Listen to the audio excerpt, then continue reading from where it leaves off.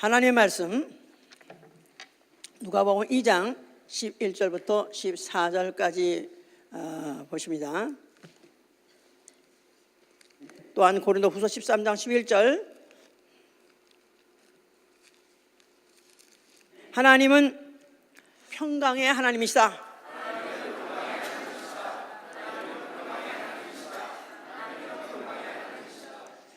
그는 지극히 높은 곳에서 평화를 베푸신다고 욥기 25장 2절에 그렇게 기록하고 있습니다. 지극히 높은 곳에서 평화를 베푸시고, 또한 그는 화평케 하는 자에게 결국 평안을 주시는 분입니다. 화평케 하는 자에게 평안을 주시는 분이다. 시편 37편 37절, 또 에레미야 29장 11절, 화평케 하는 자의 결국 평안을 주시는 분이시다.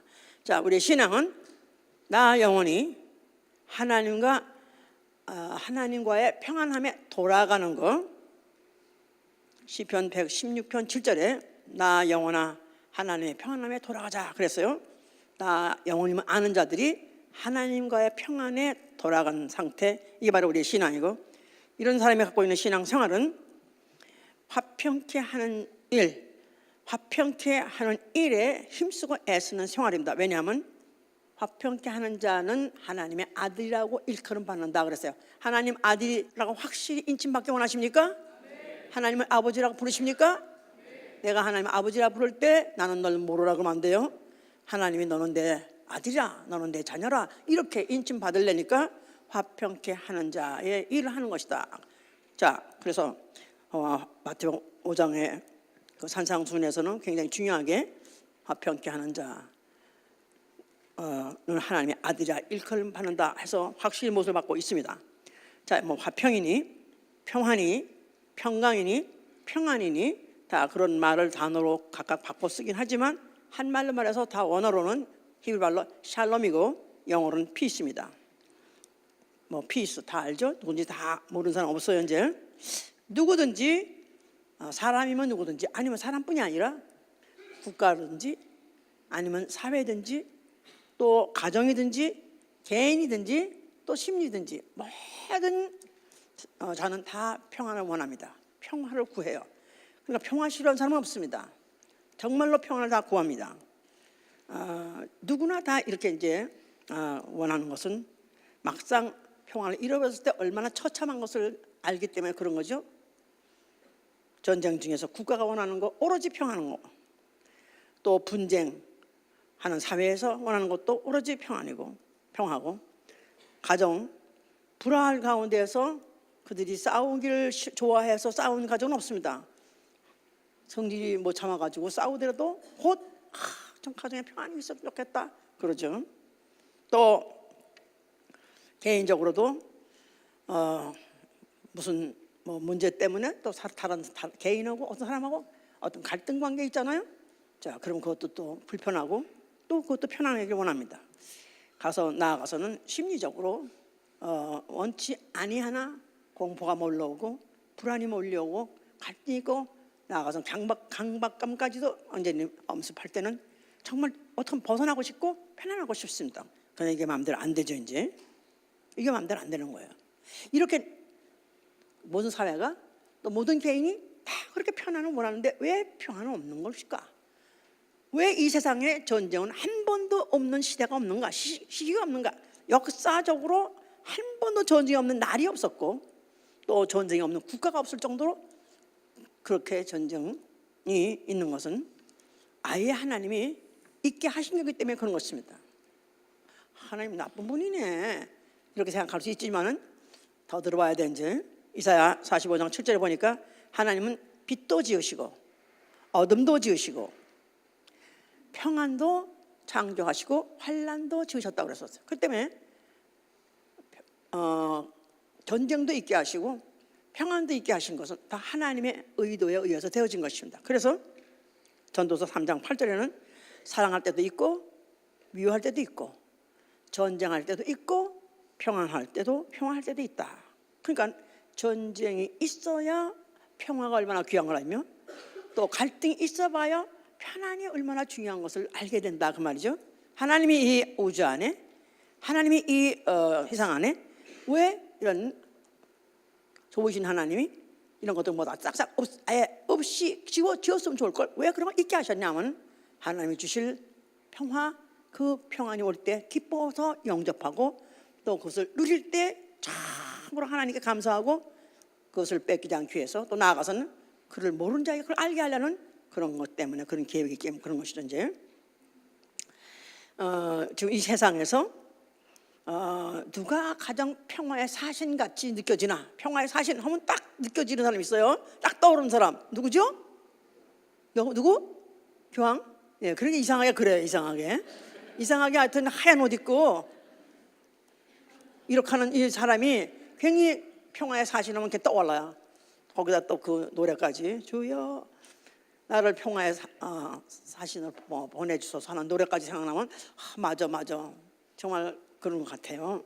아닌 게 아니라 교황은 지금 프란시스코 교황이라는 사람은 세계에서 가장 영향력 있는 지도자 중에 1위입니다. 그래서 포춘이라는 잡지에서 그렇게 조사해가지고 발표했다고 그러는데 세계에서 가장 영향력 있는 지도자. 왜? 뭘로? 그가 가는 곳마다 평화를 그가 있게 하니까. 그 콜롬비아라는 남미의 나라에 50년 동안 내전이 계속됐다고 합니다. 근데 그래도 그 내전이 그렇게 중단이 안 됐었는데 그래도 프란시스코 교황이 가고 그러게 해가지고 결론을 종식이 됐다고 그래요. 노벨상 받아야 되는데. 예. 거기다 또 미국과 큐바가 국교를 정성할 때도 결정적인 역할을 했답니다.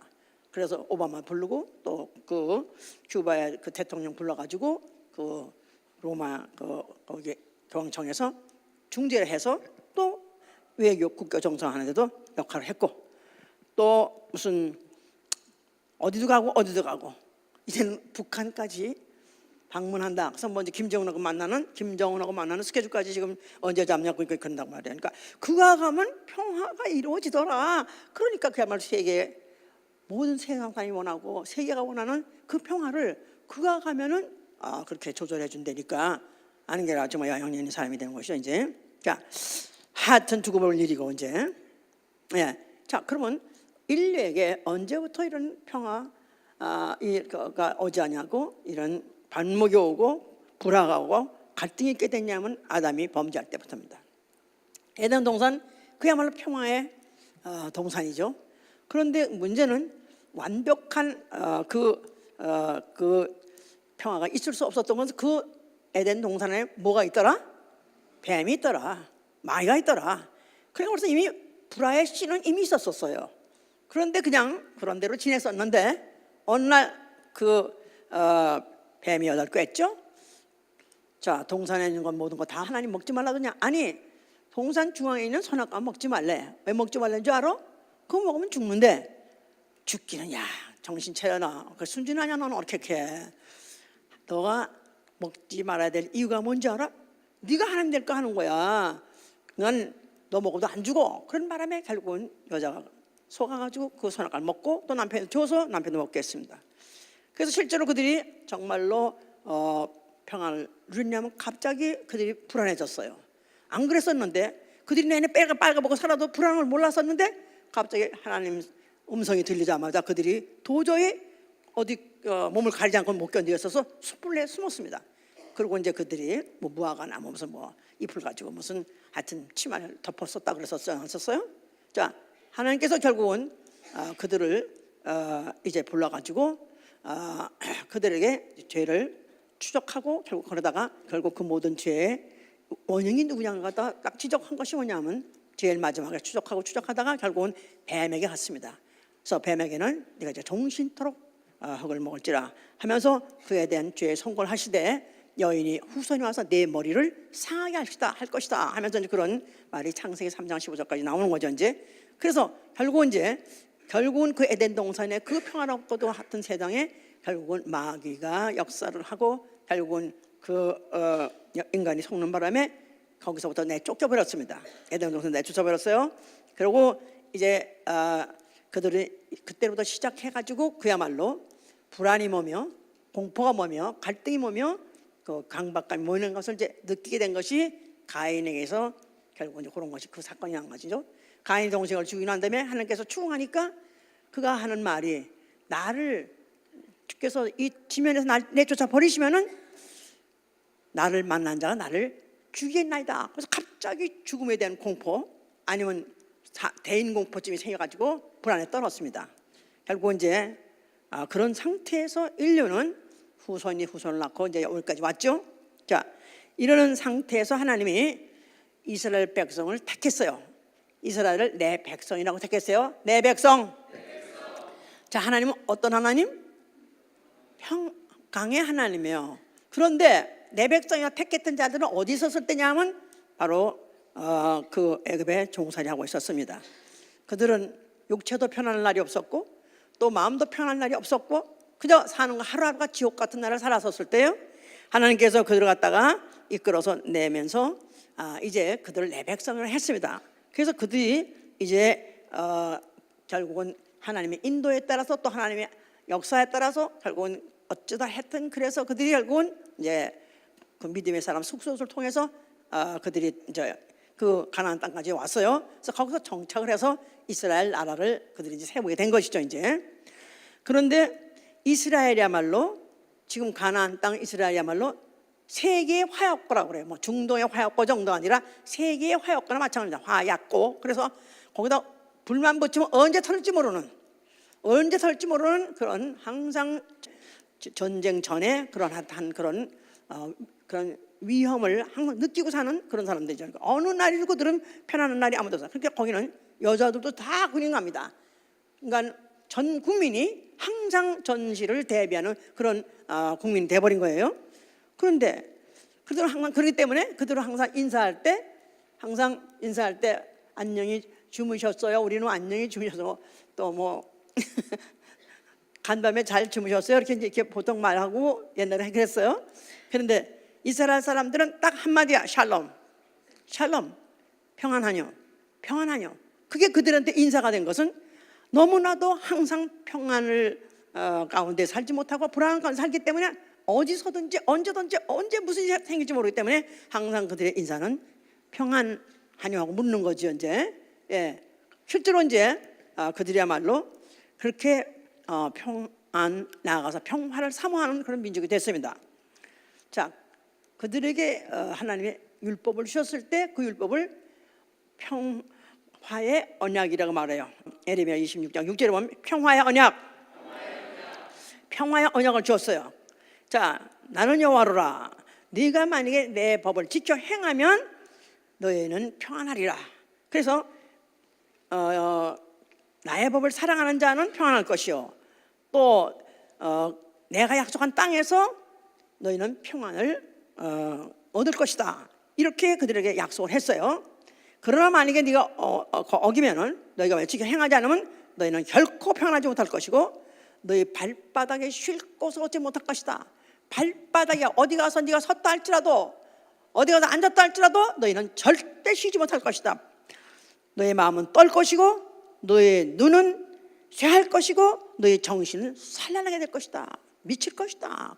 정신없을 것이다. 이렇게 하나님이 약속을 했어요. 자, 이래서 그들은 그 법을 지키려고 애를 쓰고 있는데 그 법을 지켜야 된다는 걸 항상 그들이 눈앞으로 보고 인식하고 살아야 되는 게 뭐냐 하면 예루살렘 성전이죠. 이제 예루살렘 성전. 자, 예루살렘이라는 그 말은 이레살롬이라는 그 어원에서 나온 거예요. 이레살롬이라는 말은 이레라는 약속된 준비된 뜻이고 살롬은 평화란 말이죠. 그러니까 약속된 평화. 그러니까 예루살렘이란 뜻 자체가 약속된 평화다 그 말이에요. 약속된 평화가 보장된 그것부터 상기하게 하는 그런 건물이 바로 예루살렘 성전이다 이 말이에요. 네, 그것을 어디다 세웠냐면 모리아산에다 세웠다고 역대하 3장 1절에 말하고 있어요. 모리아산. 자, 모리아산은 어떤 산인지 기억나세요? 아브라함에게 독자를 번제로 드려라 했던 산이 모리아산이고 나아가서는 또 다윗이 또 번제를 드렸던 산도 바로 모리아산이에요. 그러니까 동일한 산이에요. 아브라함과 다윗이 하나님께 번제를 드린 그래서 하나님이 그들의 하나님이 되시고 그리고 하나님이 그들의 주시되 평강을 주겠다고 약속했던 그 바로 곳이 모리아산이다 이 말이에요. 거기다가 성전을 지었어요. 그런데 누가 짓겠죠? 다윗이 지으려고 그랬어요. 원래는 다윗은 영토도 막 그냥 확장했고 나라도 번성했고 또 많은 그런 전쟁해서 노획물도 많고 그렇기 때문에 그는 얼마나 지을 수 있었어요. 그랬더니 하나님이 너는 피를 많이 흘린 거로 내 전을 짓지 못한다 그랬어요. 전쟁을 많이 했기 때문에 하나님이 어떤 하나님이라고요? 평강의 하나님이에요.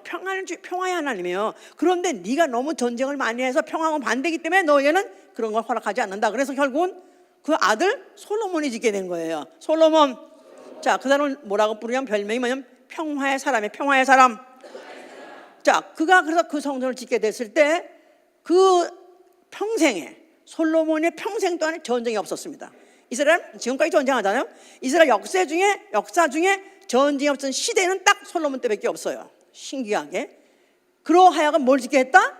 예루살렘 성전을 짓게 한 거예요. 이레 살롬, 약속된 평화라는 그것이 약속된 평화라는 것을 상징하게 하고 기억하게 하는 그런 건물을 그러하여금 짓게 하신 것이다 그 말입니다. 자, 그런데 솔로몬이 말년에 가가지고는 얼마나 회개한 짓을 했는지 몰라요?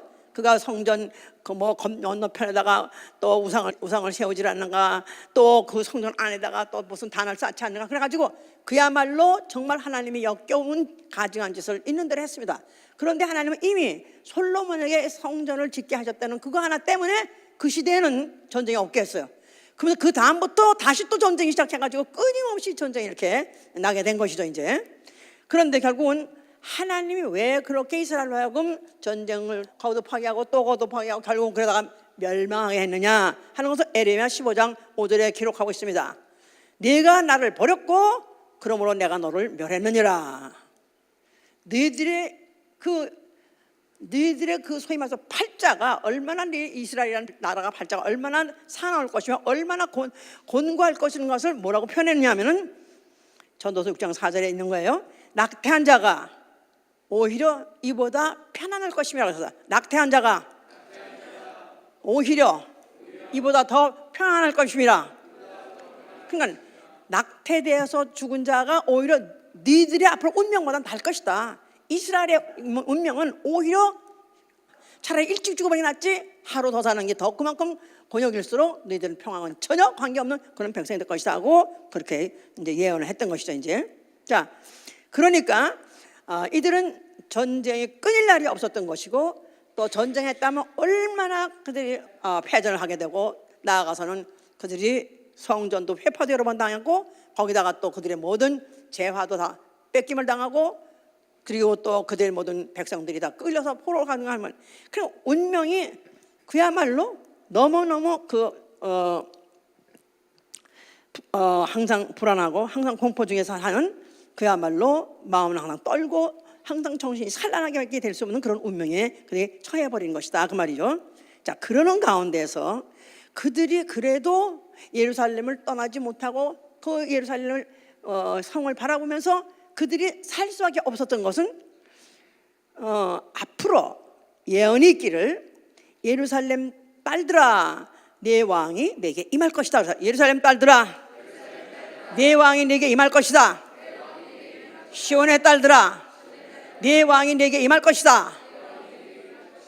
바로 그는 겸손하여서 나귀를 타고 올 것이다. 그가 오실 때는 좋은 소식을 가져올 것인데 평화를 공포할 것인데 심지어는 이방인까지도 가리지 않고 유대인뿐이 아니라 이방인까지도 그 평화의 소식을 전하러 공포할 것이다 고 말했습니다. 그래서 그들이 국군이 기울고 이미 주권도 뺏기고 그들이 그들 자체로서는 어떻게 독립을 해오거나 다시 어떤 그런 번영하는 국가를 세울 수 있는 그런 가능성은 전무하지만 그래도 그들에게 한 가닥의 소망이 있었던 것은 예루살렘 성전이 있었던 그거 하나. 예루살렘 성전이 무슨 뜻이라 했죠? 예루살렘이 약속된 평화. 약속된 평화. 하나님은 평화의 하나님이고 하나님은 바로 우리에게 약속을 주실 것이다. 우리 민족에게 아브라함에게 다윗에게 약속했던 그 평안이 우리에게도 올 것이라는 소망을 가졌기 때문에 그들은 성전을 바라보고 살았던 것이다 그 말입니다. 성전만 건재하다면 우리의 민족도 앞으로 건재할 거야. 또 우리 민족 다시 평화를 되찾을 거야 하고 그런 소망 가지고 있었다 그 말이에요. 자, 그런 성전 앞에 예수라는 이가 나타났다 그 말이에요. 자, 예수가 뭐라고 말씀하세요? 여러분들은 전쟁의 시대에 살아본 적이 없어서 그런지 모르지만은 나는 6.25가 1950년대에 났죠. 네, 6.25 때 국민학교를 다닌 사람이고 그 이후에 몇 년 동안 이 전쟁을 난 걸 보고 전쟁의 그 잔혹함이 얼마나 무섭다는 걸 봤고 또 그게 얼마나 두렵다는 그 공포가 어떤 걸 저는 몇 년 동안 그걸 체험한 사람이기 때문에 전쟁하면은 정말 치가 떨려. 예? 갑자기 인민군이 무슨 저 동두천 넘어서 동두천 가까이 왔다, 무슨 지금 가까이 오고 있다, 뭐 이러면서 갑자기 막 그냥 국방군들이 한국 군인이죠, 국방군들이 막 트럭에 타고 가면서 막 저 시체를 넘고 넘어 이 노래를 불러가면서 막 그러고 가더라고. 북쪽으로 가더라고. 그 사람들이 다 죽었어. 나중에 알고 보니까 다 죽었어. 트럭마다 타고 가던 사람이 다 죽었어. 그러니까 같은 젊은 이 청년들이 그렇게 떼죽음을 하고 그뿐이 아니라 그동안 조금 있다가 이북 사람 이북 군인들이 이북군이라고 하는가 뭐랬지? 북계 하여튼 그들이 막 전락을 타고 내려오면서 뭐 하여튼 오면서 그냥 거기다 또 동시에 또 폭탄이 또 터져가면서 그러니까 그 전쟁이라는 게 얼마나 두렵고 그냥 눈만 뜨면은 벌써 이미 그때만 해도 조명탄을 트면서 그때 시작을 하나 했었어. 나중에 이제 구입할 때는 조명탄을 막 밤에 켜가 공중에다 폭파시켜가지고 그다음에 막 폭격을 했지만 처음에 이북에서 내려올 때는 그런 것도 아직 할 줄 몰라서 그런지 그때는 깜깜했어요. 그러니까 눈만 뜨면 해만 뜨면 그냥 총소리요, 해만 뜨면 폭탄 소리고 하니까 그야말로 그 3개월은 지옥 같아. 언제 이 전쟁이 끝나나, 언제 빨리 평화가 오나 그렇게 이제 실감이 나는 건데, 그러니까 이스라엘 사람이 수천 년 동안에 항상 그들의 소망이 뭐예요? 언제나 이 평화가 오나, 언제 이 모든 전쟁의 참상이 끝나나 이들이 그것만 소원하고 있는데, 그래도 예루살렘 하나님의 약속된 평화 어느 날이가 이루어질 것이다. 거기에 또 언젠가는 또 메시아가 와서는 우리를 구원할 것이다 했기 때문에 그들이 그 모든 관심은 예루살렘에 총집중되어 있는 것이다 그 말이야. 전쟁이 있으면 있을수록 또 그것 때문에 고통이 있으면 있을수록 그들은 더욱더 메시아를 기다렸던 것이죠. 자, 그 성전을 예수께서 헐라했으니 얼마나 그들이 분격했으며 얼마나 예수를 증오했겠는가 이해가 가는 거야 이제. 자, 예수께서 헐라만 한 것이 아니라 너희가 헐면 내가 살만에 일으키라. 너희가 헐면 내가 살만에 일으키리라. 너희가 평안을 사모하느냐? 너희가 평화를 정말 기다리느냐? 이스라엘에게만, 또 이스라엘 유대인에게만 하나님 평안을 주신 하나님이 아니라 이제는 너희가 이 성전을 헐어버리면 모든 민족에게 가리지 않고, 유대인이든지 이방인이든지 가리지 않고 모든 민족에게 평안을 주리니 어디다 준다고요? 혈육에다가, 민족에도 주는 것이 아니라 너희 영혼 속에 평안을 줄 것이다. 이렇게 말씀하신 뜻이다 그 말이에요. 자, 그때는 그 영혼을 잘 몰랐겠죠 이제. 자, 예수께서 공생을 시작하셨어요. 그러면서 그가 이제 병든 자, 각색 병든 자를 고치기 시작했어요. 그냥 그들이 하나같이 병든 자들, 항상 병이 들었다 하면 아픈 게 고통스럽지만요, 또 하나 병든 자에게 가장 더 걱정이 뭐냐면 이 병이 더 깊어지면 어떡하나, 그게 더 걱정인 거예요. 그것 때문에 더 공포스러운 거야. 그런데 그 병든 자들을 그 고통에서부터, 또 그들의 그 공포에서부터 그 병을 고쳐주심으로 인해서 그들에게 평안을 주었어요. 평안. 그래서 그들의 병 고친 다음에 따라 안심하라 하면서 평안히 가라. 평안히 가라. 평안히 가라. 또 내 죄 사함 받았으니 믿으라 하면서 평안히 가라 하면서 너희의 모든 이것은 원인은 다 죄 때문이요, 이 죄를 내가 사하러 왔으니까 내 죄 사함 받았으니 믿으라 하면서 그들에게 마음으로 평안을 주시고 실제로 몸으로도 평안을 주셨고, 그들이 실제로 그래서 그들의 그것을 그들이 느꼈던 것이죠. 자, 그러니까 그 예수께서는 왜냐하면 내가 너에게 주러 온 것이 뭔지 아냐? 내가 너에게 주러 온 것은 내 안에 있는 평안을 너에게 주러 왔다고 요한복음 14장에 그렇게 말했어요. 나의 평안을 너에게 주노니 해서, 나의 평안을 너에게 주노니 너희는 근심하지도 말고 두려워하지도 말라. 내가 나의 평안을 너희가 주는 것은 내 안에서 평안을 누리게 하려 함이라고 또 요한복음 16장 33절에 그렇게 말씀하고 있습니다. 너희는 내가 세상에서 환난 당하나 너희는 담대하라. 나는 세상을 이겼노라 그랬었어요. 자, 예수께서 그가 육체로 오셨을 때 그 육체 안에 뭘 담아가지고 오셨냐고요? 뭘 담아가지고 오셨냐면 하나님의 평화, 하나님의 평강을 그 몸 안에 담아가지고 오셨다 그 말이에요. 태초의 말씀이 자, 태초부터 계시니에요. 태초부터 말씀이 계시나 그랬죠? 네, 말씀이 육신으로 오셨으니 예수 그리스도예요. 자, 태초에 말씀이 계시니라. 근데 그 말씀이 누구시냐 하면 평강의 하나님, 평화의 하나님이에요. 평화의 하나님, 평강의 하나님이에요. 그런데 그분이 육신으로 오셨어요. 그런데 육신으로 오셔가지고 그 일생은 태어날 때부터 시작해가지고 편안한 날이 없었어요. 태어나자마자 금방 또 그 헤롯 왕이 알아가지고 어떻게 하면 낌새를 잡아가지고 예수를 죽이려 해가지고, 그래서 어린 예수를 갖다 죽이려고 그야말로 그냥 그 예루살렘 근방에 있는 애들을 다 죽여볼 정도로 그 밤에 온 그 근방에 밤에 호곡 소리가, 그 통곡 소리가 온 밤을 진동했었어요. 각 집마다 아기들을 죽이는 바람에 예수를 죽이려고. 그런 말이니까 온 방에 공포의 밤이죠. 공포의 밤이야. 그날부터 시작해가지고 그는 어린 핏덩어리가 낳자마자 제대로 해상관, 그야말로 해상관이라죠. 산모가 해상관을 할 시간 그것을 치료도 못하고, 그리고 그 밤에 떠나가지고 애국으로 도망갔죠. 그러면서 애국으로 그냥 어디 뭐 택시 타고 갑니까? 그냥 걸어서 해서 그들이 공행길을 가서 결국 피난을 가 있다가 그런 식으로 또 다시 돌아가서 하여튼 그가 공생이 시작했을 때부터도 어떻게 하면은 그에게서 무슨 말에 뭐 어떤 꽃을 잡아가지고 송사해가지고 그걸 갖다 죽이려고 시시각각으로 그 따라다니는 사람들이 줄줄이 따라다니지, 사실 그에게는 하루도 편한 날이 하루도 마음 편한 날이 아무도 없는 거죠. 그렇게 살았습니다.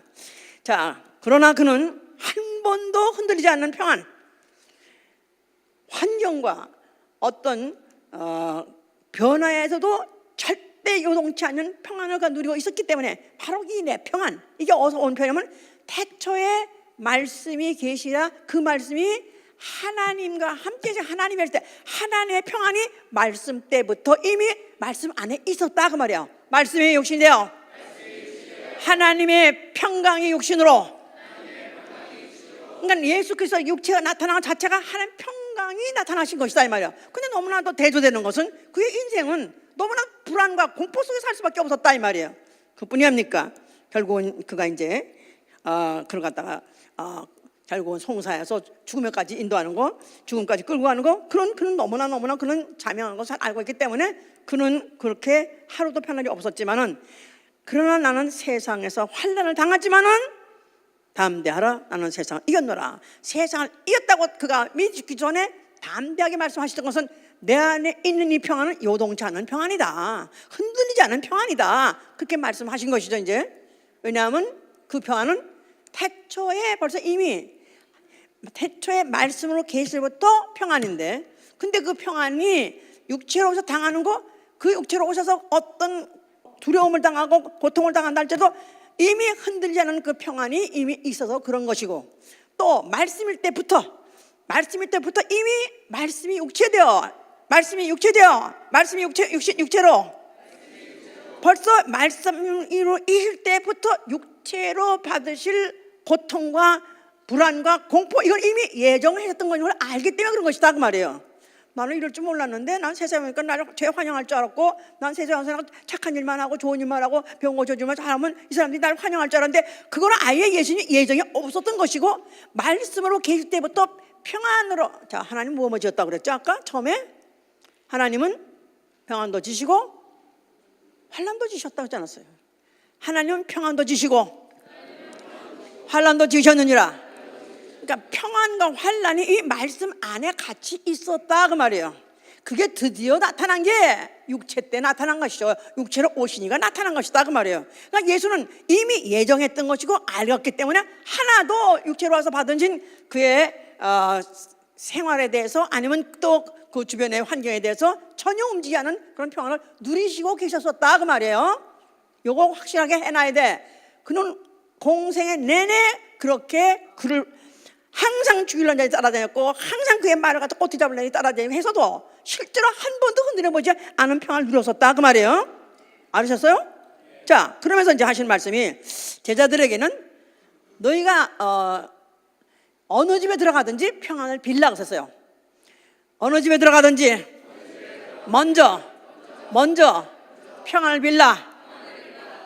만약에 그 집이 네가 빈 평안이 임할 집 같으면 임할 것이고 합당하면 네가 빈 평안을 받기에 합당하면 평안이 임할 것이고 만약 그 집이 평안을 받기에 합당치 아니한 집이라면 그 네가 빈 평안이 내게로 돌아오리라 했었어요. 네가 빈 평안이 내게로 돌아오리라. 그 말은 평안은 빌고 보는 것이다 이 말이야. 평안은 빌고 손해날 것이 없다. 이 마음은 친구를 얻는 것이고 만약에 거절하고 안 받는다 할지라도 그 평안은 네게로 돌아올 것이니까. 그래서 너는 평안을 빌라 그랬었어요. 그런데 또 예수께서 약간 오해될 말씀을 하신 것이 뭐냐면 나는 세상에 화평을 주러 온 것이 아니다. 오해하지 마라. 내가 세상에 화평을 주러 온 것이 아니라 오히려 아비가 자식하고 또 시어미가 또 며느리하고 또 형제가 서로 간에 오히려 불화하게 하렴이라. 그러면서 검을 주러 왔다 그랬었어요. 그러면서 또 누가복음에서 똑같은 말을 누가복음 12장 51절에는 내가 오히려 너희로 분쟁케 하렴이라. 디비전. 그래가지고 오히려 너희를 분쟁케 하고 싸우게 하고 너희랑 투쟁하게 하고 서로 그런 사이로 만들려고 오셨다는 거예요.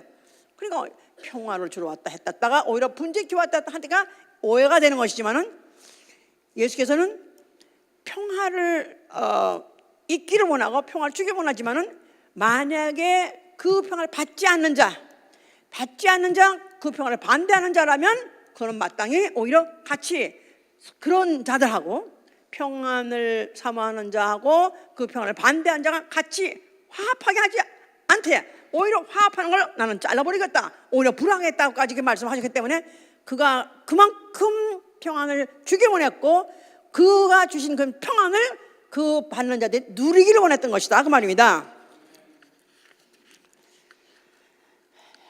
자, 그가 이제 하여튼 결국 이제 그의 일을 마치시려고 예루살렘 성으로 입성하실 때 그가 이제 아는 게 아니라 그 나귀를 타고 그가 이제 예루살렘으로 향해서 갑니다. 입성하실 때 수많은 군중들이 그냥 모두 환호하고 큰 소리로 그냥 외치면서 주의 이름으로 오시는 왕이시여 하늘에서는 평화롭소이다. 그러면서 그가 주의 이름으로 오는 바로 하나님의 이름으로 보내신 받은 그런 메시아가 온다고 해서 그들이 너무나도 기뻐해서 그들이 막 환호했습니다.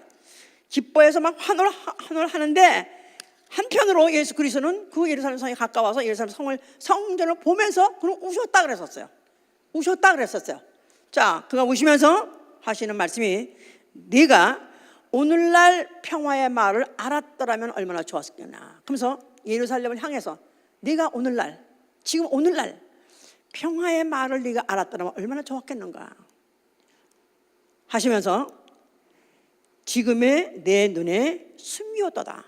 지금 예루살렘이란 건 그 당시 예루살렘을 향해서 말했어요. 예루살렘 성전보가 말했지만 이스라엘을 말하는 거죠. 유대 사람을 말하는 거죠. 자, 니들 눈에는 지금 가려워서 모르고 있는데 앞으로 그날이 오면은 앞으로 토성을 쌓아서 예루살렘 성을 완전히 괴멸시켜 버릴 것이고 그리고 아이들을 막 매다 쳐가지고 그야말로 그런 잔혹한 죽음이 기다릴 것이고 이 예루살렘 성전이 돌 하나도 남기지 않고 다 무너져 버릴 것이다. 그야말로 이제 예루살렘 완전 괴멸에 대해서 이제 말씀을 예언하신 것이죠. 그래서 그들을 보면서 그거 사실을 보면서 우셨다 그랬었어요. 자, 그러면서 이제 그가 예루살렘에 들어갔다가 잡혀가기 전날 밤에 기도하실 때 겟세마네 동산에서 기도하셨어요. 이제 자, 그가 밤이 맞도록 이제 기도를 하시는데 그가 벌써 이미 겟세마네 들어가시면서 그 동산에 가시면서 그가 고민하고 슬퍼하셨어요. 고민하고 슬퍼하사 그러면서 고민하고 슬퍼하시면서 그 아버지여 바로 이 잔이 내게서 지나가길 원하나이다. 아버지여 만약에 내가 이 잔을 마시지 않으면 마시겠습니다만은 그러나 지나가길 원합니다 하면서 그렇게 슬퍼하시고 그렇게 통분하시면서 우셨다 그랬어요. 그러니까 그를 장마치 3번이나 반복을 했어요. 1시간 기도하고 또 와서 제자들한테 또 깨면서 너희들 나와 함께 같이 깨어서 기도 같이 할 수 없냐? 막 불안해까지 하면서 나아가서는 패닉 상태.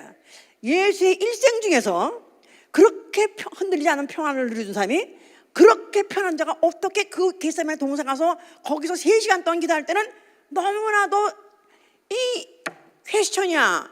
예수가 왜 그렇게 고민하고 예수가 왜 슬퍼하고 왜 그렇게 불안해하고 왜 그렇게 불안해서 어떻게 하면 나와 함께 기도하자. 아니 그러니까 제자들 그냥 정신없어가지고 졸고 있는 그런 것들 조금 있으면 그냥 도망갈 것들 뻔히 아시면서 그것들한테 대해서 좀 같이 기도할 수 없어 이럴 정도로 막 불안을 떨었다 그랬었어요.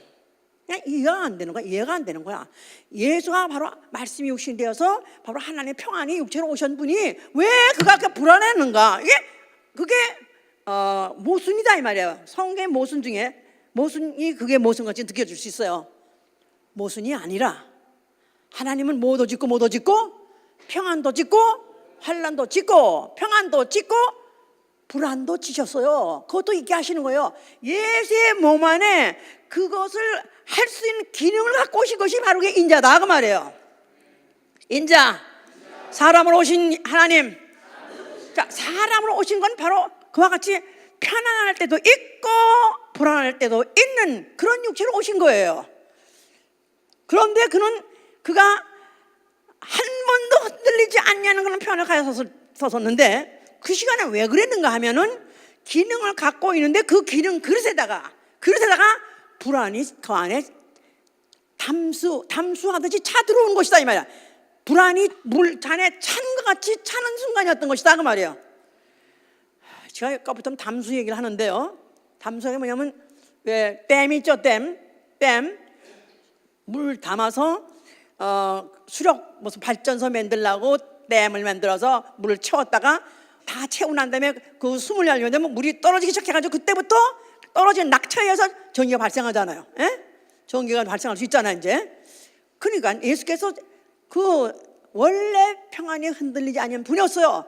공생 내내 어느 순간에도 그가 한 번도 뭐 불안해한다든가 공포감을 느껴본 적이 한 번도 없어요. 근데 겟세마네 동산 3시간 동안에 그가 왜 그렇게 불안했고 왜 초조했고 왜 그렇게 공포감을 느꼈고 나가서는 소외감을 느껴서 너희들 좀 나하고 같이 할 수 없냐 할 정도 했냐면 이건 원래 자기 것이 아닙니다. 하나님 게 아니에요. 하나님이 그에게 있게 하신 그 그릇에다가 인류가 죄짓고 죄값이 뭐냐면 불안이요 공포요 소외 강박감이었던 것이다 그 말이에요. 그게 언제 나타났냐면 아담의 아들 가인에게서 나타났어. 그러니까 그 가인이 그렇게 불안하고 공포했던 것들이 바로 인류의 죄의 값이었던 것이다 이 말이에요. 죄인이 느껴야 될 원래 그런 감정인 것이다 이 말이에요. 그런데 그것을 예수 그리스도 몸으로 옮겨가신 그 순간 연계 3시간 동안 옮겨간 거다 그 말이에요.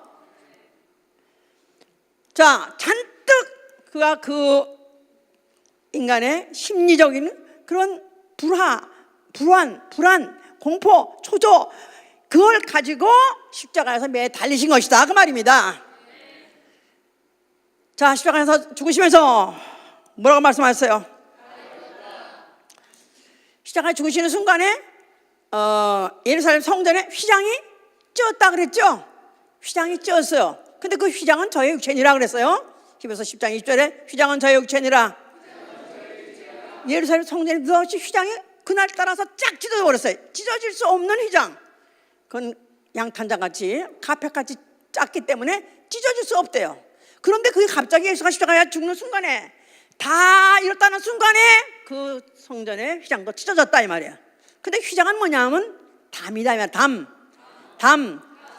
그게 원래 인류가 아담이 범죄하고 난 다음에 에덴 동산 내쫓겼어요. 쫓기고 난 다음에 거기 동산을 화염검으로 둘렀어요. 화염검이란 말이 담이에요. 담.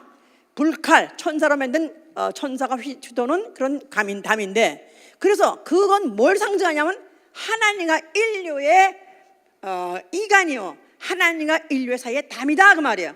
죄의 담이다. 죄의 담. 예수가 십자가에 죽는 순간에 그 몸이 찢어지는 순간에 죄의 담이 찢어진 것이다 그 말이에요. 죄의 담이 찢어졌다는 말은 죄값, 인류의 죄값 사망도 갚으시고, 그리고 인류가 심리적으로 받아야 될 불안과 공포, 초조, 강박감, 그것까지도 같이 다 못 박으신 것이다 그 말이에요. 할렐루야. 그래서 그 피를 흘려주심으로 인해서 그 피를 받는 사람은 바로 예수 그리스도의 피로 말미암아 화평을, 하나님과 화평을 누리게 됐다 그 말이에요. 골로새 1장 20절에 십자가의 피로 말미암아 하나님과 사람 사이에 화평이 이루어지느니라. 자, 그래서 예수께서 이제 죽으실 때 첫째 그가 아버지 계명대로 죽으시면서 내 영혼을 아버지께 받아 주시옵소서 했기 때문에 이제 그가 육체로 있을 때, 또 사람의 죄를 그 몸에 옮겨갔을 때, 또 사람이 느껴야 되는 그 모든 불안, 공포 이런 걸 다 육체 자기 몸에 다 옮겨갔을 때 사실은 예수 그리스도야말로 하나님과 불화한 상태에 있는 거예요. 불목한 상태에 있는 거예요. 자기 죄는 아니지만 인류의 죄를 가져갔기 때문에. 그런데 십자가에 죽는 순간에 이제는 그 죄값이 갚아졌고 예수야말로 하나님 아들이야말로 이제 내 영혼을 받아 주시옵소서 하고 담대히 말할 수 있는 것이다 그 말이에요. 그래서 이사야 38장 17절에 뭐라고 말하냐면 내게 고통을 더하신 것은 평안을 얻게 하려 하심이었습니다. 내게 고통을 더하신 것은 평안을 얻게 하려 하심입니다. 그러니까 예수 그리스도야말로 이제 그 3시간 동안의 그 고통, 그야말로 원래 평안밖에 모르시는 분이 그 불안을 느끼고 공포를 느껴서 얼마나 고통스럽겠어요. 내게 이런 고통을 주셨던 것은 진짜 하나님이 바로 우리 아버지가 평강의 하나님이요, 하나님은 평안을 주시는 하나님이라는 것을 그가 실제로 똑똑 체험하고 하나님께 고백한 것이다 그 말이에요. 자, 그런 사이에 이간자 마귀는 심판받은 것이고 결국 인류는 그 피로 말미암아 하나님과 화평을 이루게 된 것이죠. 이제 자, 그 일 마치시고 그는 죽으셨어요. 아버지께서 그걸 다 부활시켜가지고 그가 이제 다 부활하셨었죠. 자, 예수가 부활하신 다음에 그 부활하시고 난 후에 제1성 제일 처음에 하신 말씀이 무슨 말씀인지 아세요? 예수가 부활하신 후에 제일 처음으로 하신 말씀이 무슨 말씀인지 아시냐고요? 평안할지어다. Be peace with you. 제자들이 두려워서 떨고 숨어있는 그 방에 그가 들어가셨어요. 그래가지고는 그가 숨을 후 내쉬면서 평강이 있을지어다, 평안이 내게 있을지어다 그랬어요. 그들이 막 두려워하다가 예수의 부활을 보고 난 다음에 그들이 그야말로 그 공포가 갑자기 기쁨으로 바뀌는 것이죠. 이제 자, 그는 그래서 이 땅에서 40일 동안 제자들과 sometime 간헐적으로 같이 나타나시고 또 보여주시다가 그가 이제 하늘로 올라가셨습니다. 그래서 하늘나라, 바로 그가 이룬 그 하늘나라는 그야말로 이제부터 시작해서 영원히 평안만 있는 것입니다. 평안만이 오로지 있는 것, 평안만이 있는 것, 바로 하늘나라예요. 자, 하늘나라 가고 싶으십니까? 왜 가고 싶죠? 오로지 평안만 있는 것, 오로지 평안만 있는 것. 아멘. 아멘. 예. 그냥 뭐 그냥 나라적 국가적으로는 크게 난리가 아닌데도 내 몸에서 자중질환이에요. 자중질환 가끔가다 자중질환이 일어난다. 한번 손 들어보세요. 하나도 안 들어. 여기서 죄 외식한 사람들밖에 없어. 예? 자중질환이 일어나는 것은 이 안에 지랄이 괜히 오늘은 불안해, 큰일 날 것 같아. 괜히 이러다 굶어 죽을 것 같고, 또 아니면 괜히 무슨 큰 병 든 것 같고, 그래가지고 괜히 불안해. 괜히. 그런데 예수께서 우리가 주시고자 하시는 것이 뭐냐면, 비록 세상에서 너희가 자중질환이 일어나고 환란이 일어나 할지라도 내 평안이 너에게 있을 것이다. 성령을 보내주신 것은 예수의 피로 우리에게 이미 영의 예수의 피를 받아서 이미 그 평강의 별로 본질이 되어진 내 영혼 속에, 그러나 아직까지도 육체가 있고 아직도 마음이 아직 육체 생길 때 마음도 생겼기 때문에 아직도 세상에서 불안하고 공포에 카펫하면 떨어져 나의 평강이 있을지어다. 아멘, 할렐루야. 성령의 열매, 평화가 바로 성령의 열매예요. 성령 충만하면은 항상 평안할 수 있어요. 아멘. 아멘입니까? 예. 성령 우리에게 잊지 않게 하시는 것은 예수는 우리의 평안입니다. You are our peace. You are my peace. 예수와 이름만 들어도 내가 상황을 보거나 모든 감각을 느끼거나 하면은 불안한 게 천재예요. 나아가서는 그야말로 잠 못 이루는 그런 밤이 기다리고 있다 할지라도 예수와, 바로 그 예수라는 이름을 생각하면 그 이름은 You are my peace. 당신은 나의 평안입니다. 내가 그토록 사모하는 바로 평안입니다. 실제로 그런 마음의 어떤 그런 불안, 증세, 또 무슨 공포감, 이런 것들이 한 번 나는 있어본 적이 있었다. 원인 없이 컨트롤할 수 없이 나는 그런 것이 있어본 적이 있다 하면 손 들어보세요. 그래도 꽤 있네.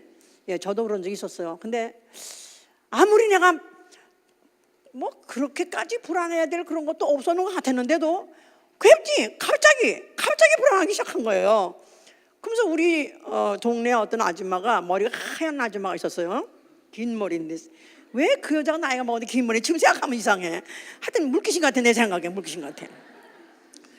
근데 잘나고 오면 그 여자가 우리 방문 앞에 있는 거야, 이렇게 문에. 근데 죽지도 않았어. 그 귀신도 아닌데도 내가 보기에 머리가 하얗게 픈 여자가 한번 그 문 앞에 서 있는 거야. 그래서 그걸 어떻게 하면 생각 안 하려고 그러고 막 그냥 뭐 하는데, 안 하려고 할수록 생각이 나는 거고, 잊어버리려면 생각이 떠나는 거예요. 그래서 그냥 며칠 동안을 그걸 반복하다 보니까 입이 침이 싹 마르다는 말이잖아요. 입에 침이 싹 말라버려요. 이렇게 혓바닥에 백태가 끼는 거야. 그래가지고는 침도 안 넘길 정도로 그렇게 불안한 거야. 밤이 오길 너무나 두려워서 밤에 자는 것도 무서운 거야. 그것도 보일까봐. 그때만 해도 아직까지 귀신을 쫓는 걸 몰랐었어요. 그냥 교회 다녔었지만 아무것도 몰라가지고 그냥 어떡하다 며칠 하다가 도저히 못 살겠어. 한 열흘 가니까 내가 미치겠어. 이러다 정말 아니면 제 명예 못 죽고 갈고, 아니면 이러다 자살할 것 같고, 너무 웃고서 어쩌다 교회를 갔어요. 그 당시에는 교회가 멀었기 때문에 잘 안 가댔었는데 주중에 갔었는데, 그래도 교회 가서 앉아서 예배를, 토요일 저녁 예배인가 본데, 그래도 거기 가서 앉아서 찬송화 듣고 또 그냥 앉았으니까 마음이 좀 편안해지더라고요. 그러면서 어쩌다 보니까 그걸 이겼어요. 이제 이게 참 마음의 이 평안이라는 것도 이게 마음대로 안 된다는 거, 될 것 같은데도 참 마음대로 안 되는 건데, 성령이 우리에게 오신 것은 우리 영혼 속에 예수의 피가 있기 때문에 나는 죄사함 받았다. 나는 오늘 죽어도 천당 간다. 아멘. 나를 죽여라. 그래 하여튼 목을 따라. 그래도 내 영혼, 나는 오늘이라도 나는 천당 간다. 할렐루야. 그로 인해서 편안할 뿐만 아니라, 그뿐이 아니라 예수의 이름 가지고 귀신아 나가라, 불안을 조성하는 귀신아 나가라, 내쫓아서 또 평안을 누리고 내가 또 그것을 다시 한번 체험하는 것이죠. 아멘, 할렐루야. 자, 그래서 그리스도인은 예수는 나의 평화시오 하면서 평안을 누려내는 것, 이게 바로 우리의 특권입니다. 그리스도인의 특권, 마음에 평안이 있어야 돼요. 평안이 있어야 돼요. 아멘입니까? 예, 그러려니까 내가 만약에 누구에게 혹시 계속 했죠? 네가 제단에다가 제사를 드리기 전에 먼저 네 형제와 우선에 원한을 가진 자와 우선 사화하라 그랬었어요. 그러니까 내 마음에 꺼림이 있고 불안하다 할 때 혹시 어떤 사람하고 불편한 관계가 나면은 그 사람을 먼저 용서하는 것입니다. 용서해야 돼요. 용서해야 돼요. 형제요, 형제요, 내가 그대를 용서하노라. 그 사람은 별로 큰 죄로 인식하고 살지도 않고 뭐 다 잊어버린지 모르지만 나는 내 안에 꺼림이 있었다 이거예요. 그런 꺼림이 있으면 내가 용서를 못하고 있으면 그것 때문에 오히려 또 그렇게 내가 편안을 잊어버리기 쉬우니까 내가 먼저 가서 사과를 하라는 거야. 먼저 가서 용서를 내가 먼저 가서 용서를 선포하고 거기서부터 내가 자유 얻고 그러므로 해서 더 평안을 누리는 것입니다. 아멘입니까? 그래서 평안을 누려야 돼. 거기다가 화평케 하는 일하는 거예요. 화평케 하는 일. 피스메이커. 피스메이커. 자, 예수 믿는 사람은 피스메이커예요. 평화의 사신이 되는 것이다. 평화의 사신. 하나님과 사람 사이에 불목한 사이를 화평케 하는 일. 그러니까 불신자들, 하나님과 아직도 원수지간이도 어떻게 그들을 회개케 하고 돌이켜서 하나님과 화평케 하는 일. 전도해야 되는 거예요. 나는 전도하리라. 나는 전도하리라. 나는 전도하리라. 예수 믿고 평안하세요. 예수 믿고 평안하세요 하고 전도했어요. 그러니까 전도 받은 사람이 당신이나 하셔. 그러면 아멘 하세요. 그러면 내가 평안이 어떤다고? 돌아온다니까. 그러니까 전도해서 손해날 거 없다 이 말이에요. 전도하면 손해날 거 없다. 갑절받는다. 일단 내가 복음을 전했으니까 그 상 받고 또 그가 또 안 받는다 했기 때문에 내가 또 받는다 이거야. 아멘? 그러니까 내가 평안을 비는 것입니다. 자, 그 다음에 교회와 성도 사이에 교회와 성도 사이에 또 평안하게 하는 거, 평안하게 하는 거, 피스메이커. 이게 우리가 해야 될 일이다 그 말이에요. 아멘? 교회와 성도 사이. 누가 시험이 들었어요? 그럴 때 찾아가서 그에게 왜 우리가 교회를 다녀야 되며 왜 우린 교회에 붙어 살아야 될 우리는 가지며 나무와 가지 사이는 떨어지면 죽는다. 그래서 어떻게 다시 붙이려고 화목하게 하고 화합하게 하려는 일을 하는 거 우리가 성도가 해야 될 일이다 그 말이에요. 남의 일이니까 나하고 관계 없는 사람이니까 내가 무관심하면 안 되는 것이고 이 일은 바로 피스메이커로서 해야 될 일이다 이 말이에요. 왜요? 우리가 화평케 한 자는 하나님의 아들이라고 일컬음 받았기 때문에 화평케 하는 자 나는 피스메이커다. 내가 가는 곳에 교회와 성도 사이가 더 긴밀해지고 친밀해져야 된다 이 말이에요. 내가 가는 곳에 교회와 성도가 서로 멀어지고 서로가 소원해지는 관계가 되면 나는 마귀다 이 말. 디아볼로스 해보세요. 마귀. 이간자. 마귀가 하는 짓 갖다 박살내야 된다 그 말이에요. 마귀가 싫어하는 게 뭐냐면은 친해지는 걸 싫어하는 거예요. 하나 되는 걸 싫어하는 거예요. 어떻게 합하게 되는 거, 화해하게 하는 거, 화목하게 하는 거 우리 성도들이 해야 될 일이다 그 말이에요. 아멘. 또 성도와 성도 사이, 형제와 형제 사이를 또 이간시키는 이 마귀를 작살내버려야 돼. 아멘. 화해하게, 화평하게 해야 된다 그 말이에요. 이게 바로 하나님 가장 기뻐, 가장 좋아하시는 일이다 그 말이에요. 그러니까 우리 언어가 너무 중요한 거예요. 우리 언어가 과연 내가 한마디 딱 했더니 이 말이 이 말로 인해서 우리 성도가 가까워지는 말이냐, 이 말이 성도가 서로 불목하는 그런 말을 하느냐. 그러니까 이간의 말, 비방의 말, 험담 일체 내 언어에서 제거해버려야 된다 이 말이에요. 아멘. 그러니까 내가 어디 가든지 나는 화목하게 하는지 화평케 하는지 어디 가든지 누구에게든지 그런다면 하나님의 아들이라 하나님의 자녀를 일컬음 받을 것이고 우리는 죽어 평안만 있는 곳에 들어갈 것입니다. 아멘 할렐루야. 그래서 고린도전서 14장 33절에 보면요, 하나님은 the author of peace, not of confusion. 그래서 하나님은 누구시냐면 peace, 평화의 창시자, 시작한 자요. the author, not of confusion. 어지러움이 하나님 아니다. 하나님은 바로 하나님에서 나오는 화평은 나오고 평안 나오는 것이고, 하나님이 반대편 마귀에서 나온 건 어지러움이요, 이것이야말로 이간과 비방과 험담이라고 그랬었어요.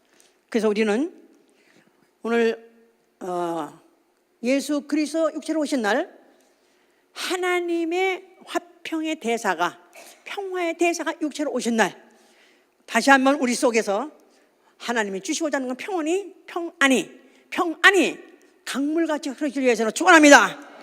이제부터 내 언어에서 항상 평화의 언어만 나와서 하나님과 사람 사이에, 또한 교회와 성도 사이에, 성도와 성도 사이에 화평케 하는 일 하실 예수로 축원합니다. 할렐루야. 자, 하나님이 말씀으로 계셨다. 말씀으로 계신데 그분이 화평의 하나님이다 할 때, 그 말씀으로 계신 그분이 이미 그 말씀 안에 거기는 평안도 있고 앞으로 받을 환난도 있고 거기에 불안 공포도 있었다 할 때, 예수 그리스도 그분을 한번 생각해 보세요. 예수 그리스도는 하나님이세요. 그럼 평화의 하나님이세요.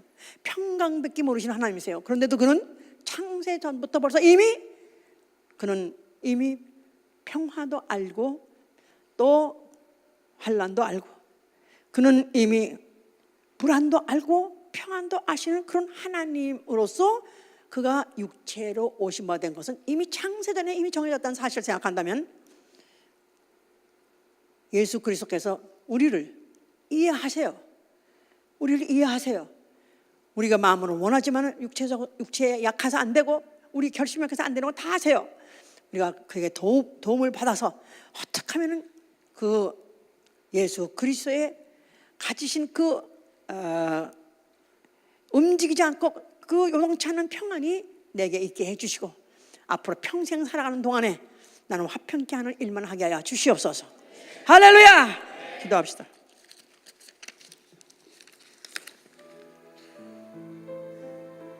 하나님이 세상을 이처럼 사랑하사 독생자를 주었으니 이는 저를 믿는 자마다 멸망치 않고 영생을 얻게 하려 하심이라.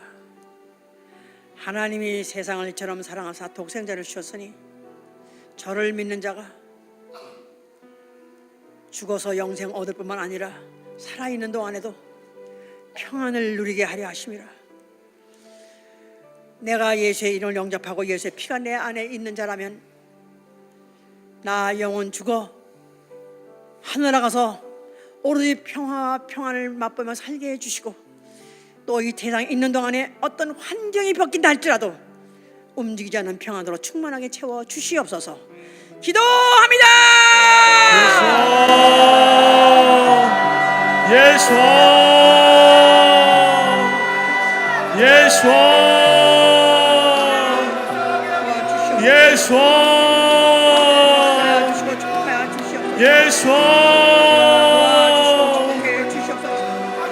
불쌍히 여겨 주시옵소서.